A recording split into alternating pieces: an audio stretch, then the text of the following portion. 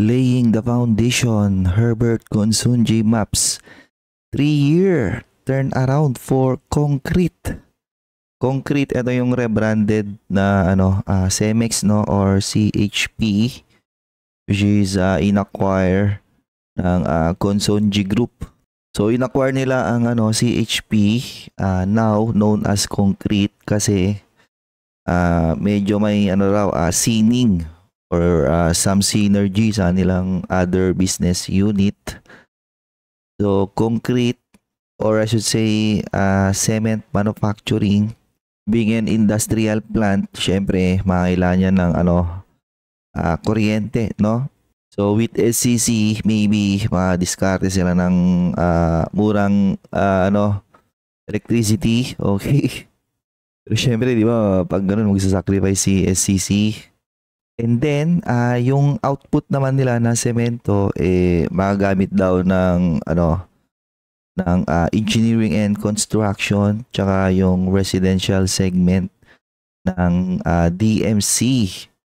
Well, ang issue ko doon is right now, hindi magkaroon kaganda yung growth trajectory na nilang engineering construction, pati yung nilang residential segment, no?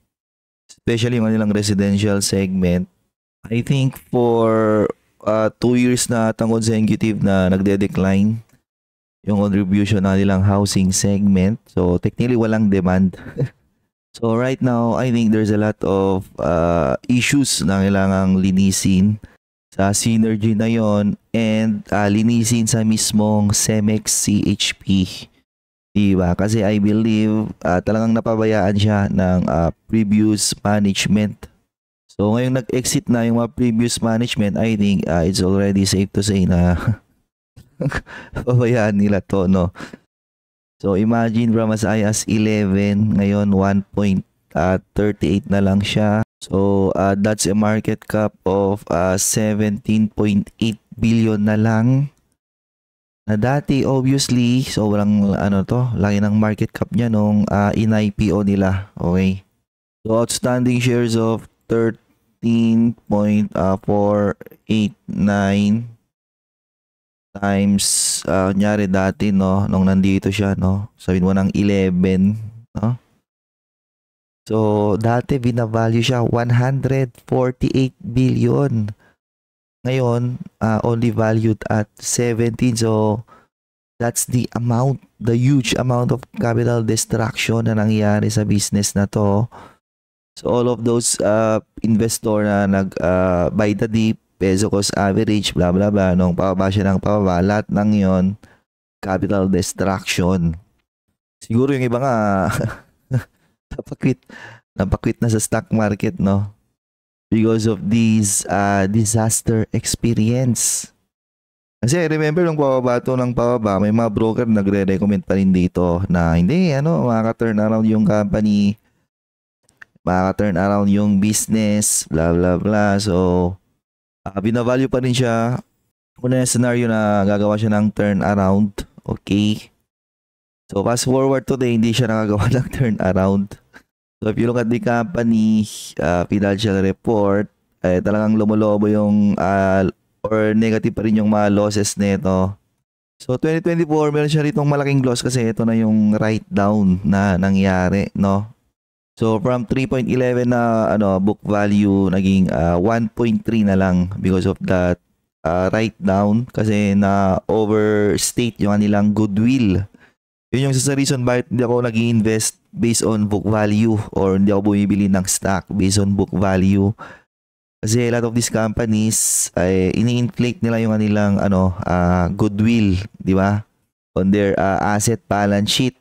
Na normally, makikita mo na yung tunay na valuation ng goodwill na yon kapag nagkakaroon na ng disaster sa company and nire-re-evaluate na yung mga goodwills na yon.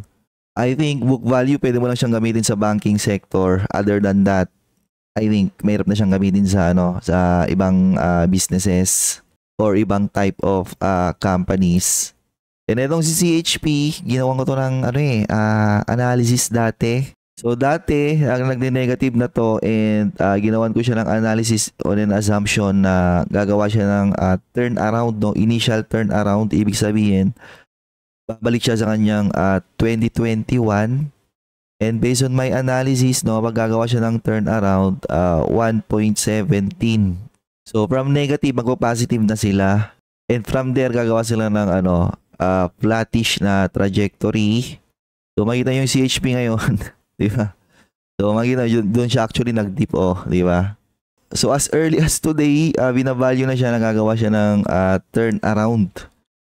Di ba nga sinabi na ng Konsunji, ano pa to abot pa to ng 3 years bago ka makita ng turnaround. So technically, parang mangyayari is baka for a period of 3 years, sasaw-saw yung kanyang stock price within this level, no?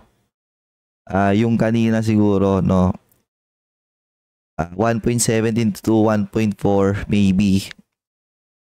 Baka dyan siya magte-trade until makitaan siya talaga siya ng tunay na turnaround.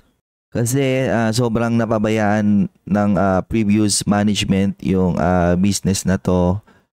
And since napalitan na yung management, nasa sa'yo na yun kung naniniwala ka sa mga Konsunji, di ba? That they can turn this business around into profitable. Okay? Kasi remember, nung time na nagde-decline ito, si CHP, most especially yung kanyang revenue, kino-compare ko siya dati with Eagle Cement, tsaka Holcim, di ba? Na si Eagle Cement dati, umangat pa rin yung kanyang revenues. Holcim, umangat pero pakonti-konti. Meanwhile, etong kay CHP, nagde-decline siya ng nagde-decline dati, di ba? Or eto, no, etong 2019, 2020, 2021, I believe dito yung comparison ko dati. So, pa-decline na siya dati. So, technically, natalo siya in market share. Dati pa, yun yung biggest issue ng business na to. And I think ang pinaka-competitor din kasi ng mga to is yung mga smuggled na semento, no? I think naging issue yan dati and tinatalakay nga yan dati sa Congress. Ngayon, dahil part na siya ng DMC Group and DMC, parang bumabanat yan minsan ng big ticket project, no? Construction projects from the government. Meron ba silang residential segment? So maybe ba magkaroon na to ng demand. Okay. So here's CHP, yung kanyang previous results of operation. And ito yung kanyang malaking write down, no? 19.6 billion of write down. Kasi nire-evaluate yung kanyang goodwill. Okay. Ibig sabihin, marami sa kanyang previous asset dati or investments na ginawa, na-overstate yung kanyang valuation. Ni-reassess, mas mababa pala dapat, okay? Ngayon, ito yung talagang malaking issue ng business na to, no? Bukod sa losing market share, is that ang dugyot ng balance sheet nito. So, current asset, madami pa rin sila, no? At 10.6 billion. Almost 2 billion in cash. However, meron silang current liabilities of 9.7 billion. And nandun na yung kanilang lease liabilities and long-term bank loans of pag pinagsama mo almost 2 billion kaagad. And on their long-term bank loans, 20.9 billion. Lease liabilities of 2.1 billion.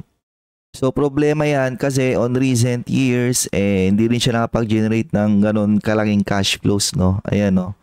In fact, 2023, 2024 nagne-negative nga, diba? So nag-bleed sila ngayon in cash. Syempre yung malalaking loans na yan, i-refinance pa nila, blah blah blah. So technically, ipit ngayon itong business na to. I think yun yung biggest problem niya. Paano siya makakawala sa pagkakaipit? So I think if you are an existing investor of CHP and naipit ka dati at higher price, I tell you, matagal-tagal pa to, di ba? And ang unang mong i-monitor dyan is si DMC, okay? At least yung kanilang engineering and construction segment tsaka yung kanilang residential segment. Kung nag-grow na yung dalawang yon, then maybe baka may chance na mag-start mag-grow etong si CHP. Eh syempre, kailangan din maging competitive yung product and pricing ni CHP para magkaroon siya ng demand para makapenetrate siya ng market share. Kapag di niya nagawa lahat ng iyon, wala, no? I think matutulog muna to ng madaming taon. That maybe even after 3 years, hindi pa siya nakapag-turn around.